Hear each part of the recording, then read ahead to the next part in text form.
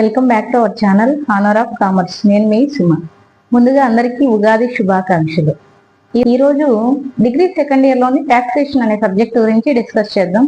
Tax అంటే ఏంటి, tax అనే పదం మనకి ఎక్కడి నుంచి వచ్చింది, అలాగే ట్యాక్స్ యొక్క ఫీచర్స్, ఆబ్జెక్టివ్స్, టైప్స్ ఇలాంటివన్నీ కూడా ఈ క్లాస్ లో మనం డిస్కస్ చేద్దాం. ఫర్దర్ ట్యాక్స్ అంటే ఏంటి అనేది చెప్పే ముందు మనకి గవర్నమెంట్ అనేది రూలింగ్ అనేది చేయడానికి లేదా అడ్మినిస్ట్రేషన్ గవర్నమెంట్ పరిపాలించడానికి అమౌంట్ అనేది ఎక్కడి నుంచి వస్తుంది అనేసి చూస్తే ట్యాక్స్ రూపంలో వస్తుంది. గవర్నమెంట్ ఏంటంటే ట్యాక్స్ అనేది కట్టించుకుంటుంది.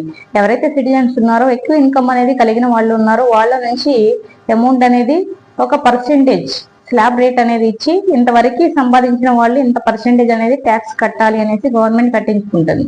మరి ఆ అమౌంట్ ఏం చేస్తుంది గవర్నమెంట్ అంటే ప్రజల కోసం ఖర్చు పెడతా ఉంటుంది. ఫర్ ఎగ్జాంపుల్ గా వెల్ఫేర్ స్కీమ్స్ అనేవి ప్రొవైడ్ చేయడం, roads construction, next hospitality, education system కి స్కాలర్షిప్ ప్రొవైడ్ చేయడం, స్కూల్స్ అనేవి కట్టించడం, ఇలాంటివన్నీ కూడా చేయడానికి గవర్నమెంట్ కి ఇన్కమ్ అనేది అవసరం అవుతుంది. కాబట్టి ఆ ఇన్కమ్ ఎక్కడి నుంచి వస్తుంది అంటే మనకి ట్యాక్స్ రూపంలో గవర్నమెంట్ ట్యాక్స్ అనేది కట్టించుకుంటుంది.